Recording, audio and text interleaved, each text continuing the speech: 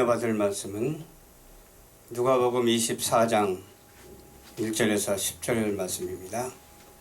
누가복음 24장 1절에서 10절 말씀 봉독합니다. 안식 후 첫날 새벽에 이 여자들이 그 예비한 향품을 가지고 무덤에 가서 돌이 무덤에서 굴러 옮기운 것을 보고 들어가니 주 예수의 시체가 베지 아니하더라. 이를 인하여 근심할 때에 문득 찬란한 옷을 입은 두 사람이 곁에 서는지라.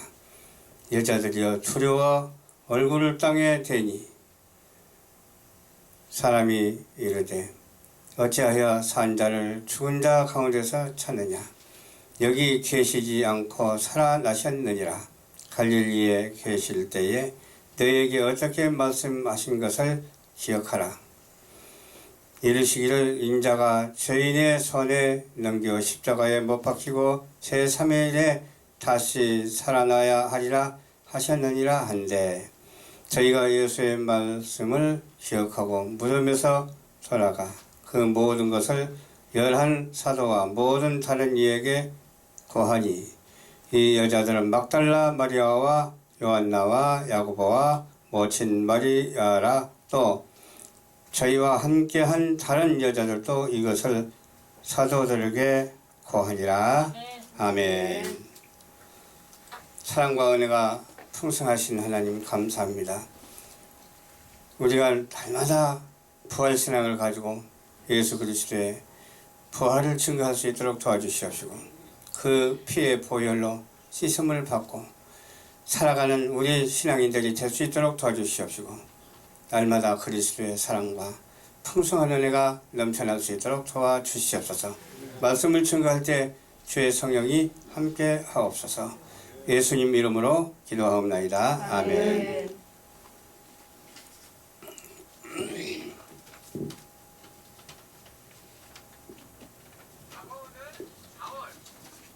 오늘 말씀을 중심으로 해서 부활하신 예수님 제목으로 증거하고자 합니다.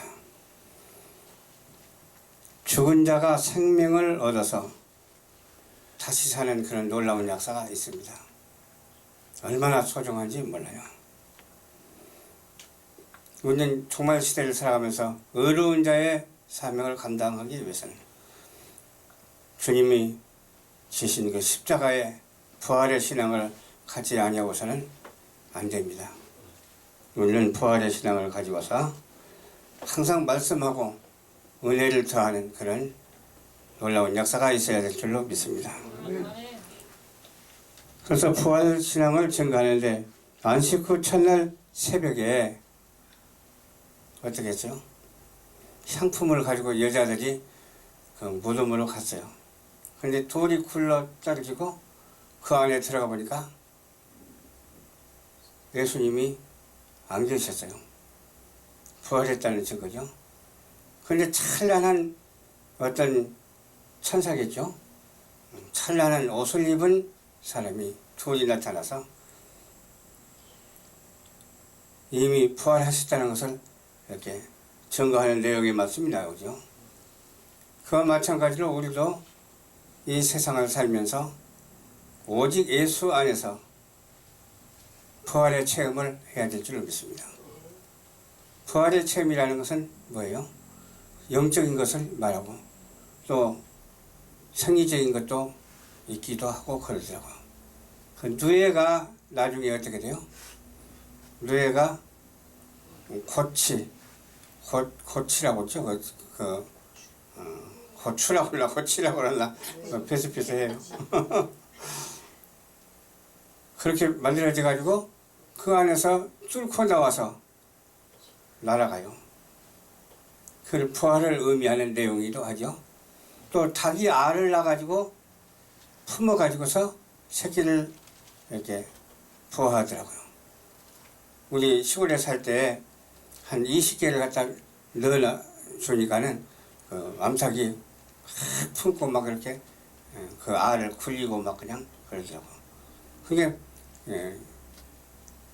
대변 놓을 때만 그냥 나와서 대변 놓고 다시 들어가요. 그래도 알을 품고 막 이렇게 굴리고 막 그래요.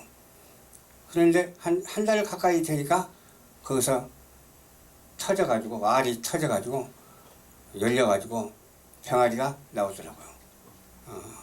그런 것도 부활을 의미하기도 합니다. 우리 영적인 부활이 얼마나 우리에게 소중한지 몰라요.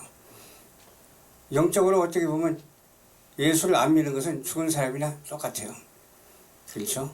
예수를 믿고 부활의 신앙을 가져야 부활의 그러한 체험을 할 수가 있는 거예요. 영적인 체험. 그렇게 생태적인 체험도 하지만 영적인 체험이 우리에게 얼마나 소중한지 몰라요. 돌로 막아놨는데 왜 돌이 굴러갔을까요? 저절로 굴러갔을까요? 아닙니다. 하나님께서 하신 일이죠. 아멘. 또 죽은 사람이 살아나는 것이 저절로 살아납니까? 하나님이 하셨어요. 아멘. 그래가지고서 어때요? 부활하셔서 부활한 그 내용이 이제 오늘 지나면 또 계속 나오죠. 오늘 지나면 이제 설교에도 나올 것이고 어떻게 예수님께서 행하셨는가를 우리는 알 수가 있습니다. 하나님의 말씀이 성취된 거예요. 그냥 우연히 되는 것이 아니고 어떻게 계획 세워서 세운 것이 아니고 하나님의 은혜로 하나님의 말씀이 성취되었다라고 성경은 우리에게 이렇게 말씀을 해주고 있습니다. 성취된 말씀을 우리가 믿는 자가 복이 있어요.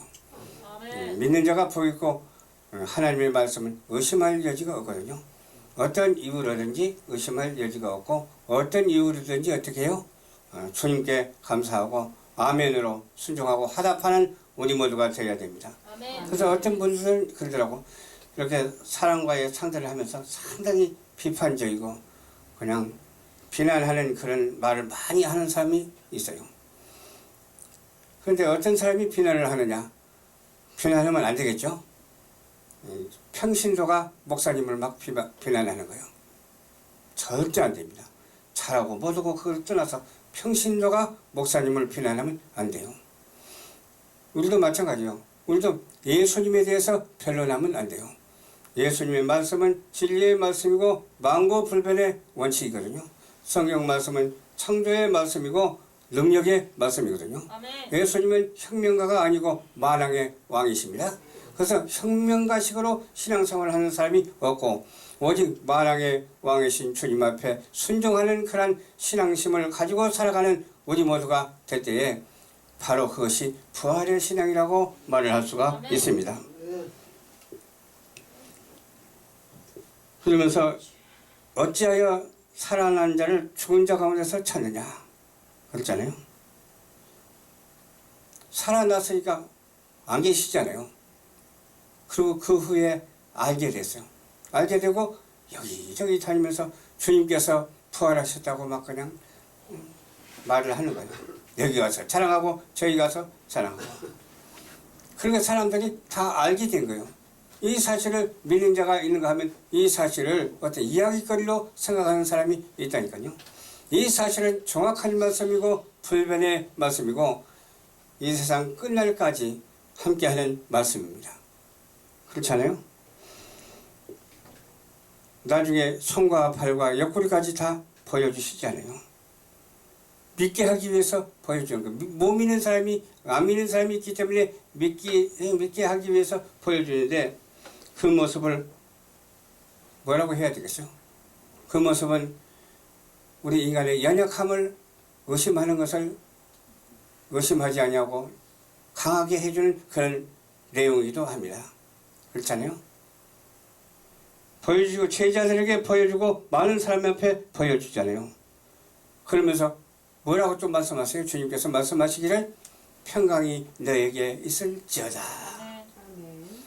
오직 예수 그리스도 말미암아 평강과 평화를 온전히 누리고 사는 그런 부활의 신앙으로 살아가는 우리 성도들이 한 사람도 빠짐없이 다 되시기를 주님 이름으로 축원합니다.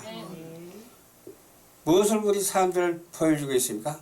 우리 인간의 무지함을 보여주고 있어요. 그래서 불신앙에 대해서 말씀하고 있거든요.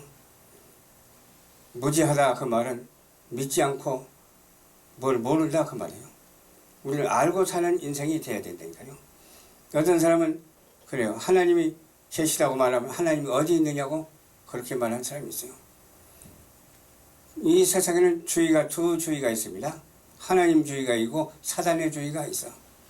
하나는 마르크스 레닌주의가 있고 하나는 프로테스탄트 칼빈주의가 있어요. 그런 주의를 우리가 잘 알고 하나님의 은혜 아래서 살아가면서 신앙생활을 잘해야 되는데, 같은 믿는다고 한 사람 중에서도 반대 급부가 있다니까요. 이 반대 급부로 우리는 달려가지 않냐고 하나로 합치된, 일치된 오직 예수 그리스도로 하나 되는 세상을 일구어가는 우리 모두가 되어야 될 줄로 믿습니다. 우리가 마음대로 할 수 없으니까 우리가 기도하면 되는 거예요. 기도하면 하나님께서 다 해주시거든요. 기도할 수 있는 은혜를 우리가 받아야 돼요.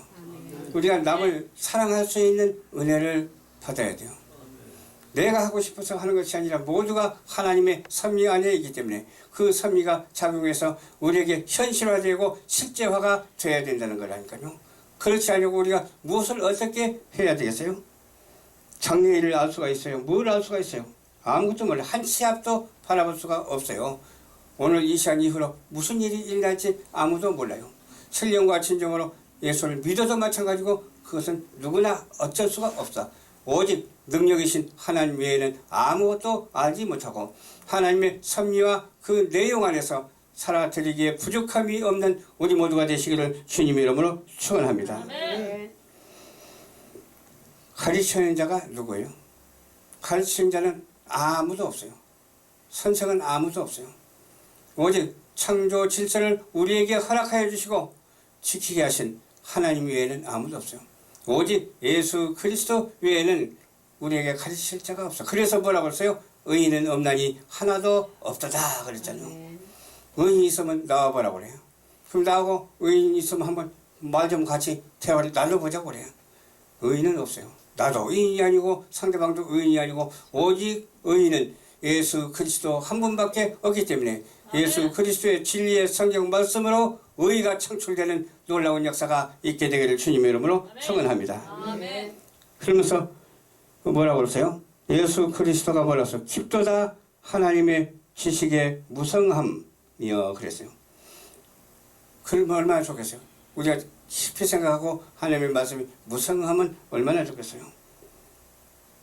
그런데 무지몽매한 사람이라고 이렇게 말했어. 무지몽매한 사람이 되지 말고 가장 현명하고 슬기로운 우리 모두가 되어야 될 줄을 믿습니다. 그렇게 하기 위해서는 하나님이 인도함을 받아야지 우리의 뜻대로 아무것도 할 수가 없다는 사실이에요. 이럴만 하는 것도 하나님의 은혜죠. 이럴만 할 수 없는 데라고 할 수 있는 것이 하나님의 은혜고 이 말씀을 듣는 것도 하나님의 은혜라니까요. 듣지 아니하면 어떻게 우리가 알 수가 있겠어요? 들어야 아는 것이고 또 알아야 일을 하는 것 아니겠어요? 그래서 우리는 어떻게 해야 된다고요? 오직 하나님의 은총 아래서 살아야 돼요. 오직 하나님의 은혜 아래서 살아야 돼요. 그러면서 생각하고 말하고 행동해서 하나님께 합당한 자가 되어서 이 시대를 분별하고 복음을 증거하는 우리 모두가 다 되어서 부활신앙을 가지고서 깨어 일어나는 자가 되시기 바랍니다. 아멘. 부활신앙을 가지고서 죽은 자가 다시 살아나는 놀라운 역사가 있게 되기를 주님의 이름으로 축원합니다. 좋으신 아버지 감사합니다. 오늘도 주님께서 인도하여 주셔서 말씀을 전했습니다.